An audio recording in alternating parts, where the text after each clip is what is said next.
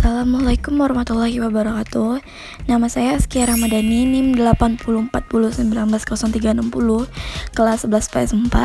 Di sini saya akan menjelaskan tugas 1 ERD konseptual dari mata kuliah basis data lanjut.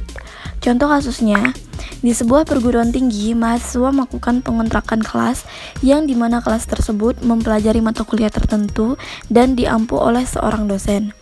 Yang pertama, untuk menemukan cardinality ratio constraint atau maksimum dan participation constraint atau minimum, kalian harus tahu dulu nilai maksimum itu nilainya adalah many or one.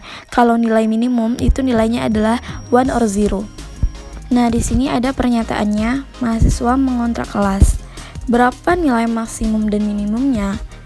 Jadi, nilai atau simbol yang berada di dekat entitasnya itu adalah nilai maksimum, sedangkan yang berada di dalam itu adalah nilai minimum. Dari pernyataan yang sudah Ibu Lias Aryani jelaskan, yang pernyataan yang pertama itu mahasiswa mengontrak kelas. Yang pertama, satu mahasiswa bisa mengontrak berapa kelas? Dan jawabannya adalah banyak atau more.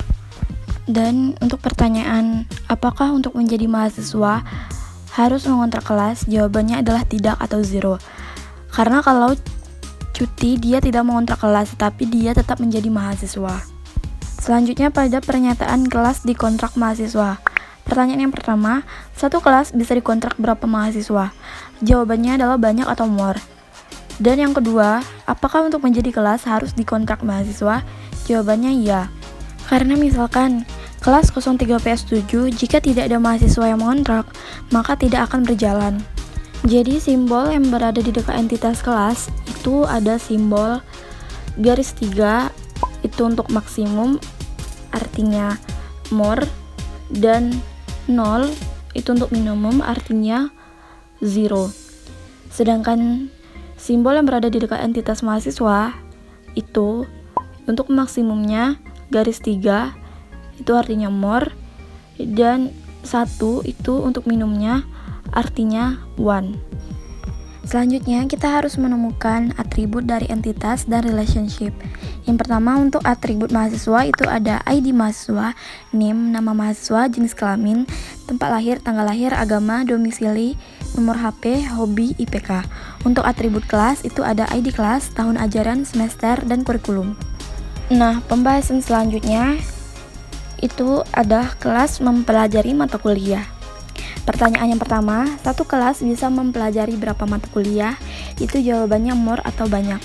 Untuk pertanyaan kedua, apakah untuk menjadi kelas harus mempelajari mata kuliah? Itu jawabannya adalah one atau iya, karena sebagai ilmu dan referensi belajar. Untuk pernyataan mata kuliah dipelajari kelas, pertanyaan yang pertama, satu mata kuliah bisa dipelajari berapa kelas? Itu jawabannya adalah more atau banyak, karena tergantung per semesternya. Untuk pertanyaan kedua, apakah untuk menjadi mata kuliah harus dipelajari kelas? Itu jawabannya adalah zero atau tidak. Jadi, untuk simbol yang berada di dekat entitas mata kuliah, itu untuk nilai maksimumnya adalah many atau more, yang bertanda garis 3. Untuk nilai minimumnya itu ada one, yang bertanda 1. Dan simbol yang berada di dekat entitas kelas itu untuk nilai maksimumnya itu many atau more, yang bersimbol garis 3, dan untuk minimumnya itu ada 0 atau 0. Untuk berikutnya ada pernyataan kelas diampu dosen. Pertanyaan yang pertama, satu kelas bisa diampu berapa dosen? Jawabannya one atau 1, karena tergantung banyaknya mahasiswa. Pertanyaan kedua, apakah untuk menjadi kelas harus diampu oleh dosen? Jawabannya one atau iya. Dan pernyataan berikutnya, dosen mengampu kelas. Pertanyaan yang pertama, satu dosen bisa mengampu berapa kelas? Jawabannya one atau 1. Pertanyaan kedua, apakah untuk menjadi dosen harus mengampu kelas? Jawabannya one atau iya, karena itu juga salah satu dari tugas dosen. Selanjutnya, kita harus menemukan atribut dari entitas dan relationship-nya. Yang pertama itu ada atribut kelas dan atribut mata kuliah. Untuk atribut kelas itu ada ID kelas, tahun ajaran, semester, dan kurikulum. Untuk atribut mata kuliah itu ada kode MK, nama MK, SKS, dan semester. Dan yang kedua itu ada atribut kelas dan dosen. Untuk atribut kelas itu ada ID kelas, tahun ajaran, semester, dan kurikulum. Untuk atribut dosen itu ada NIP, nama dosen, jurusan, bidang ahli, dan domisili. Untuk simbol yang berada di dekat entitas dosen itu untuk maksimumnya ada 1 atau 1. Untuk minimumnya ada 1 atau 1 juga. Dan untuk simbol yang berada di dekat entitas kelas itu ada simbol untuk maksimumnya ada many or more yang bersimbol garis 3, dan untuk minimumnya ada 1 yang bersimbol 1.